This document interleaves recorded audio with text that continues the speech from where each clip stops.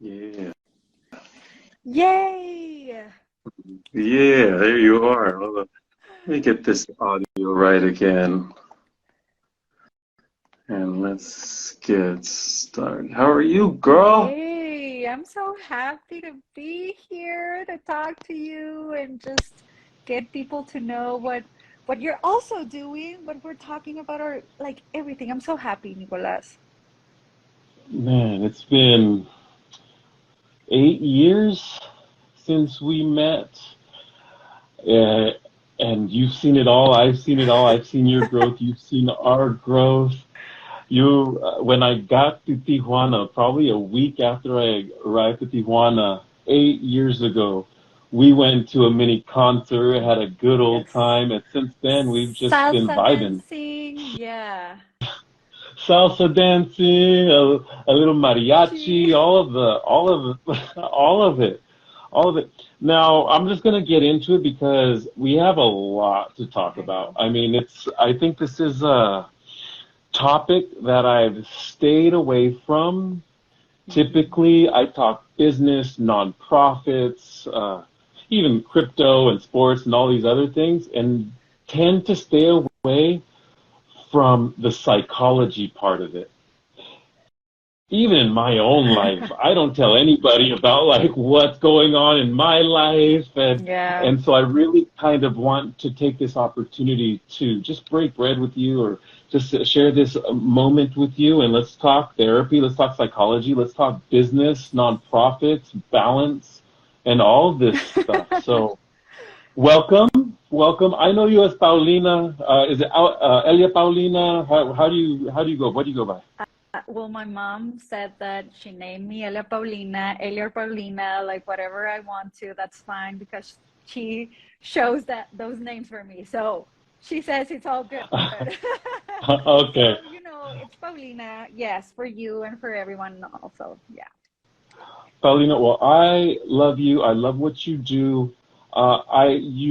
You've helped our team at Create Purpose tremendously. I know you help so many people, both in Latin America and recently in the United States as well. I'm very excited to get into that. You're a therapist, but I think that's really only touches on just a tiny bit of what you do. I Sí. would love if you can tell your story, where you got started in your consultancy. Yeah, what's your story, girl? What's my story? So, I mean, I think that we don't have that much time, but I will try to just get into it also. I like to think, Nicolas, that I create opportunities, man. Oh, Yes, like opportunities to heal, heal minds, heal hearts, heal souls. Because not all people have the privilege to find that type of peace throughout their lives. So I feel really fortunate to be in this path, and at the intro you were saying like, yay, so I know that I've seen you grow and you have seen us also grow throughout this journey. And you said something so important, like, for me it's so difficult to talk about my private life or what about me, and I think that for most of the people or entrepreneurs that I have been knowing throughout this maybe 3 years, it's so hard for us to talk about what we are going through or what we've been through. But I think that our work is it's something so transparent of what we have been like dealing with, you know absolutely. that is why we're doing Resiliency. good. That is Hmm. why we're doing good, because we had shitty things happening in our lives and we're trying to create a Yeah. better world, man. So Well, you um just touched on it. Healing minds, healing hearts, see. peace. How do you do that? Why don't you tell us how do you, I Okay. mean, I know it's therapy, but it Yeah. goes into a lot more than therapy. See, see, see, see. Professionally speaking, well, I'm a clinical psychologist certified in empowerment, for women, or I mean people in general, but I work mostly with women. with a gender perspective, right? So life has given me the opportunity to develop, like, how can I say it? Like the ability to work or to provide psychotherapy to women that have been sexually assaulted or had like maybe a previous sexual abuse or violence, right? So uh, that's what I do. I'm a psychotherapist. That's how my path throughout this world has been going on. Mm-hmm. I attend women victims and survivors of violence. That is why that's why I'm saying I create the opportunity. Also, thanks to Minded Fund, that I know that we're gonna go Mm-hmm. there, but the opportunity, it's important for me to say that word because not all people have the money to go to therapy, because right Mm-hmm. here in Mexico or in most of the countries, it's expensive. Even though if you're living in the US and you're having um like maybe if your job is providing therapy, you have to pay for it. I know people from the US trying to have mental health services and they're like, dude, they're expensive. They're The so deductible expensive. still, yeah, up there. Yes, Mm-hmm. deductibles, that's right. So it's just like, Mm-hmm. oh, so creating that opportunity for people right now for women, but I know that we're gonna get there, no, to provide this for everyone. Mm-hmm. It's something that for me it's really important, and that's what I do. You touched, well, you said you deal with sexual assault victims. I know in orphanages, the majority, well, I hate to say the majority because the data isn't there, but we know a lot of the children in there have suffered from sexual assault. Same. And without the help and the psychotherapy that you can provide, they just kind of go through life without healing their mind, heart, without receiving that peace. Mm-hmm. I know also there's a lot of victims in both of our communities, your friends, my friends, just the community in general that have been victims of sexual assault that haven't gotten the Yeah. help. If, let's say, you were to give one piece of advice to those women who have suffered sexual assault and haven't yet sought out therapy, Yeah. besides obviously suggesting that they seek out therapy, See. what's something that, for those listening right now, that will cut up this video later, that one tip, one piece of advice that you can give them? I know that it's so hard for anyone to talk about the worst pain in the life, in your life, like it's horrible. It's horrible to talk about it. It's horrible to need to talk about it so that you can develop throughout life, so that you can keep on growing and accept love and give love and just be yourself, so I would like to tell for anyone that is listening to this that fear can always be transformed into strength. Say that again. Fear can always be transformed into strength. And Wow. that is the, the only way that we can heal. That is the only way that we can transform that type um, of experience into not defining us, you know, because we need to understand that sexual assault will not define you as a person. It's a part of your story and it's hard, but that does not define you. So that is where the healing process can start by by going throughout that fear. Well, let's touch on that. I mean, that's powerful. Fear turning into strength. I know I've been a proponent of that. A proponent of that. I've seen that in my personal life. Fear being transformed into strength after you dive into that. Why don't you touch on that a little bit? How does that happen? Because how does your fear, something that's held you down for so long, how can you Mm-hmm. possibly turn that into strength? Yes. First of all, talking to your therapist or to anyone about Mm. that type of experience is something so hard to do. It can feel like a bit of shame. Um, Maybe, all the negative emotions can be just right there. So, how can we go throughout that path? It is also when we understand that we need to touch that part of our lives. You know, it's called fear, it's called um, sadness, loneliness. But when we touch it, we like not I mean metaphorically speaking, right? Yes. Mhm. Like when we get to that part of our story with ourselves, that's the first step. Understanding and accepting that we need to dive in that topic so that we can go forward, Mm. so that we can advance. Hmm. So I was expecting to get into this a little bit later, but let's touch on it.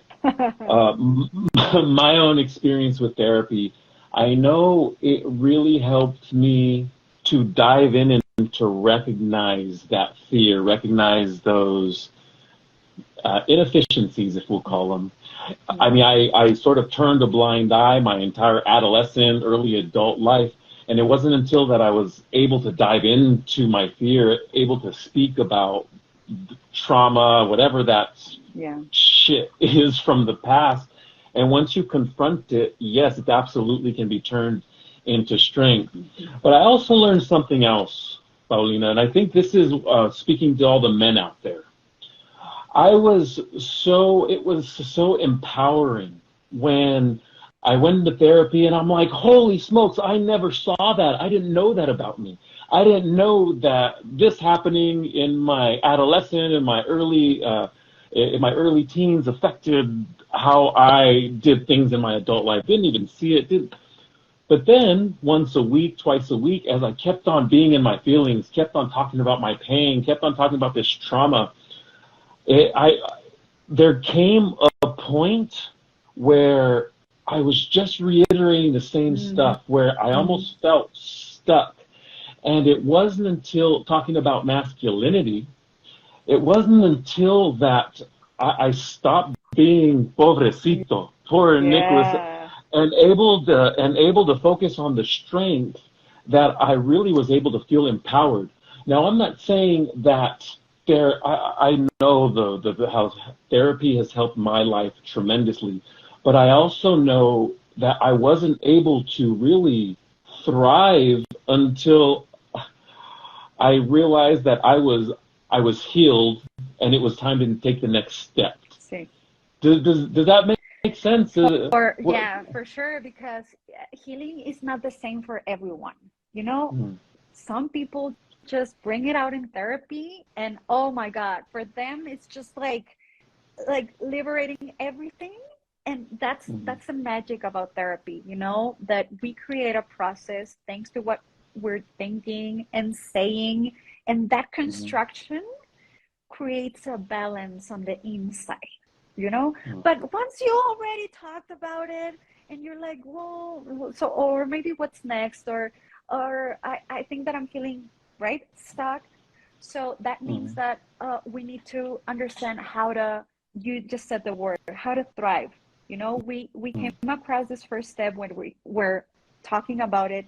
It's a big thing, but now it has to do with how does that type of trauma or experience it's projecting in other ways.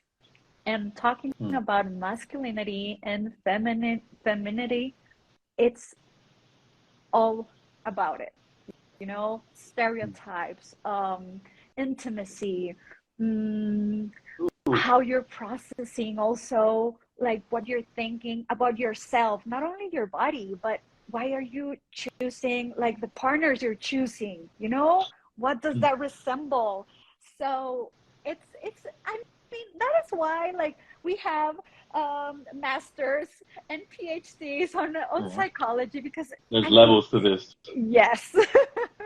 Well, you Yes, said it, I think you said the first step was therapy. I would go take it a step back and say the first step is recognizing that you need it, for recognizing sure. that something needs to be uncovered. And so if that first step is therapy, is there a do you recommend clients a step after that? Is there something that you're like, hey, you don't need therapy. Why don't you try this? Do you ever recommend anything? Sometimes I think that group therapy is amazing. Sometimes Hmm. I think that also changing therapists, like you should Hmm. go with a Hmm. male therapist, you know, because Hmm. we already work like this, but I can see that right here because of your of what you're telling me, you know, the pattern that you had with your partner and your dad and your mom, like this would be amazing for you to analyze, you know, for you to live in a different context with a different therapist. Being a male therapist is just like that would be interesting, you know? So I'm yeah. I'm going to put in my 2 cents because what I learned after therapy, I got into breath work. I got into Mm-hmm. some psychedelic medicine, or let's call them plant medicine, that Yeah. really helped me to sort of take it to the next level. Um, why don't we get into this? Because I know you've helped the team tremendously at Create Purpose. We deal a lot with, I mean, just really traumatized children, and that can weigh heavily in our work, in our personal lives. It's a lot of times just transfers over. And you and your team have been very gracious in sitting with us over the years and really kind of diving into our work and helping us heal. But you run a business.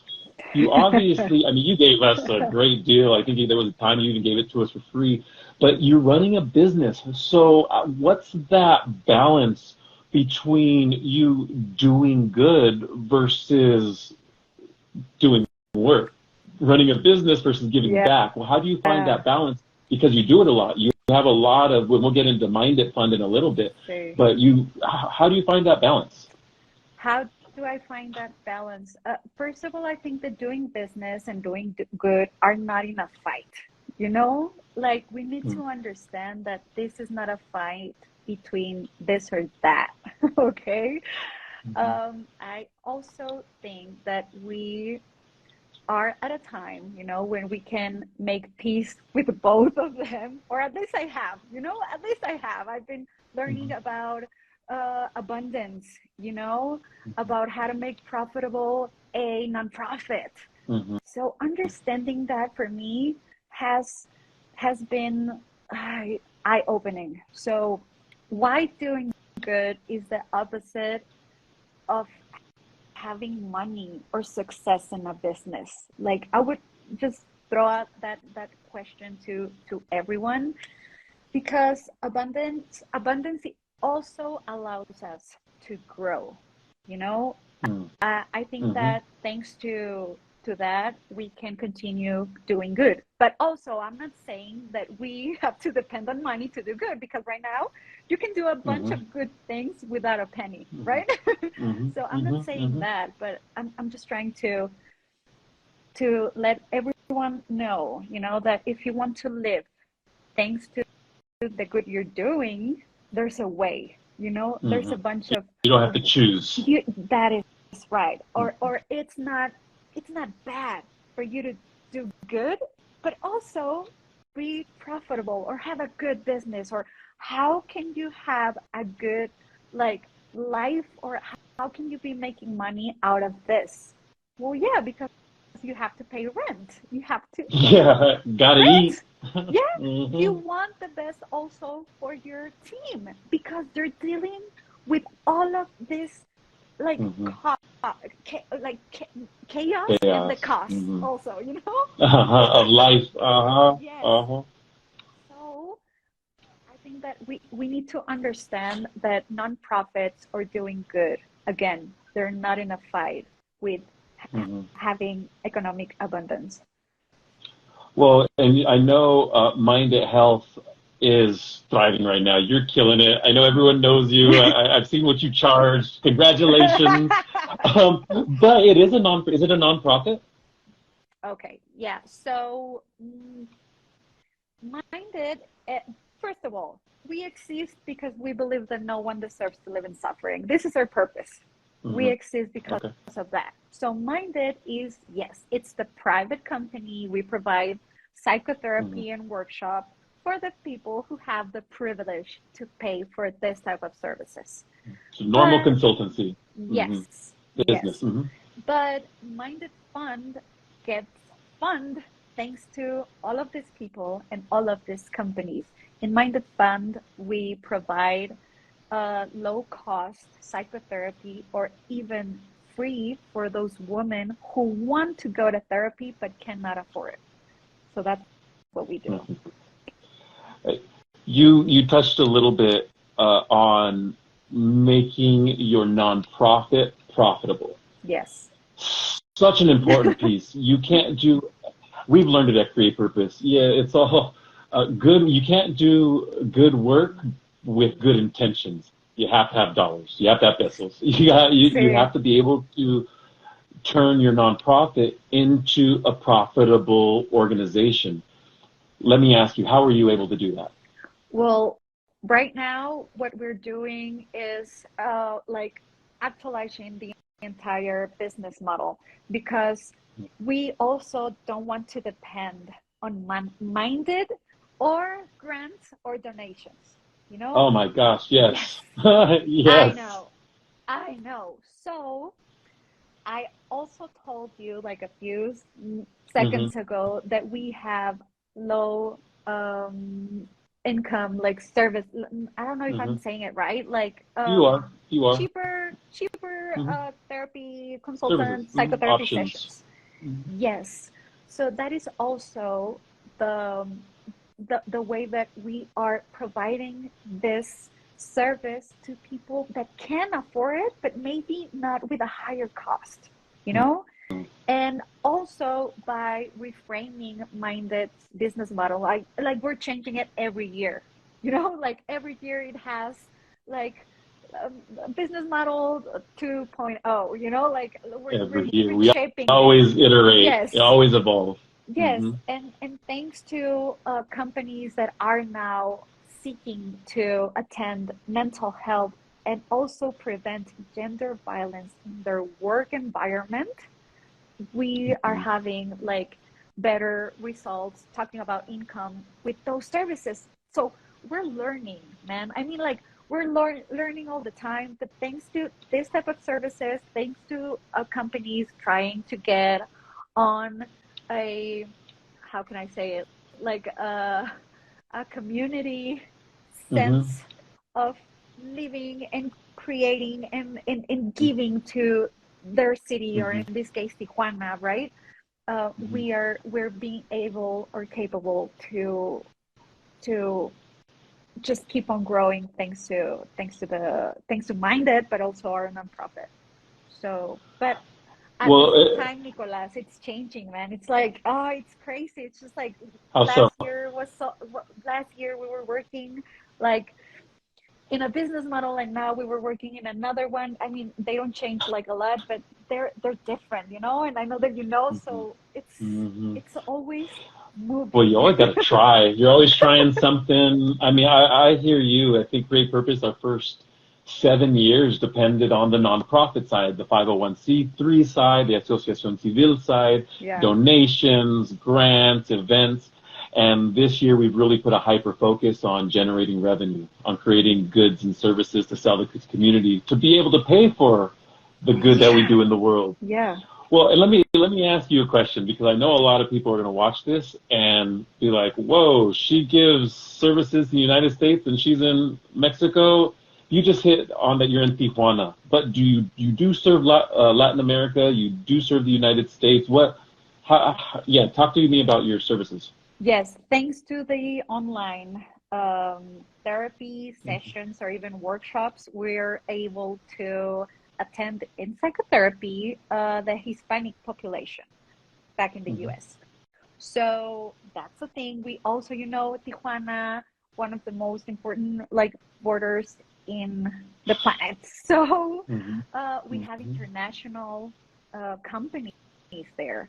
So throughout our workshops, we are also providing online workshops to people or workers from that company being in US, in I Canada, see. in Spain, Ecuador, Chile. So that's the magic of the online services I actually. see. So you work with companies, and then through the companies, then you work with their employees, Yeah. or can people also just contract you individually outside of the Yes, company? we're both. We're a B2B Mhm. and B2C company. That's cool. Well, Yeah. let me ask you. All See, right, end of the rainbow. After all this, after all that happens, Mind It Health, Mind It Fund. I mean, where is this going? What's your big ass goal that you want to accomplish when you're, 117? 117. Oh my gosh. Yeah. Yeah. At the end of the Well, rainbow, where are you ending up? What's going on with Mind It Health and Mind It Fund? like the goal right here is to make it profitable, like both companies, you know? Hmm. So I think that I thought that we were already there, right? But Hmm. life changes and it demonstrates us that we don't have the control of most of the things. So with this, Hmm. I think that we will be, for me, to get to be profitable, we will be able, Nicolas, to help like a lot of women, not only women, like a lot of people, not only in Tijuana, also in our country, also throughout the world. And we are Hmm. creating the right to mental health access. We are creating something, we can create something that our governments are not capable of doing. Yeah, they just can't do Have it or care about doing. access, yes, having access to freaking mental health Hmm. should be a right, Hmm. okay? Because why? I mean, I had that struggle. I couldn't. I was being part of an abusive relationship back in college, so I really Hmm. wanted to go to therapy, but I couldn't afford it.